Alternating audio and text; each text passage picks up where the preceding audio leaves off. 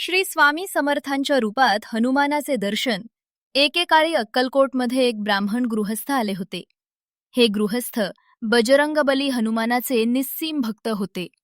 त्यांचा असा दृढ नियम होता की जोपर्यंत ते हनुमानाची पूजा करत नाहीत आणि त्यांचे दर्शन घेत नाहीत तोपर्यंत ते अन्नाचा एक कणही ग्रहण करत नसत.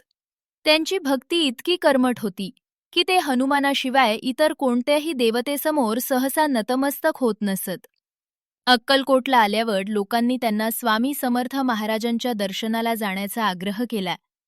लोकांचे म्हणणे ऐकून ते स्वामींच्या मठात गेले खरे, पण मनात एकच विचार होता की माझे दैवत तर हनुमान आहे, मग मी या संन्यासाला देव का मानू. ते गृहस्थ मठात पोहोचले. तिथे स्वामी समर्थ आपल्या आसनावर विराजमान होते. आजूबाजूला भक्तांची गर्दी होती. त्या हनुमंत भक्तानं स्वामींकडे पाहिले आणि काय आश्चर्य, त्यांना त्या आसनावर स्वामी समर्थ दिसलेच नाहीत. त्याऐवजी त्यांना तिथे साक्षात मारुतीराया दिसू लागले. त्यांना तिथे स्वामींच्या जागी भव्य शरीरयष्टी, तेजस्वी चेहरा आणि लांब शेपूट असलेले साक्षात वायुपुत्र हनुमान बसलेले दिसले. हे दृश्य पाहून त्या भक्ताचे डोळे दिपून गेले. त्याला विश्वासच बसेना की ज्या हनुमानाची तो इतकी वर्ष भक्ती करत आहे ते साक्षात त्याच्या समोर बसलेत. त्याचा ऊर भरून आला आणि डोळ्यातून आनंदाश्रू वाहू लागले.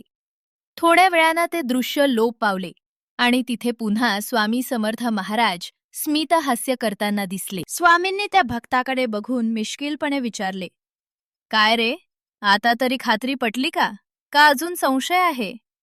तेव्हा त्या भक्ताला उमजले की सर्व देव हे एकच आहेत. आपण ज्या श्रद्धेने पाहतो त्याच रूपात ईश्वर आपल्याला दर्शन देतो.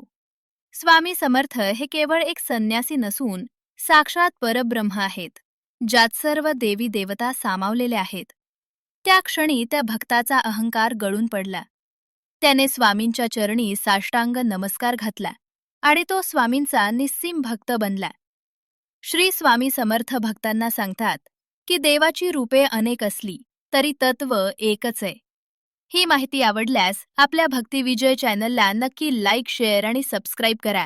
भेटूया पुढच्या व्हिडिओमध्ये. श्री स्वामी समर्थ.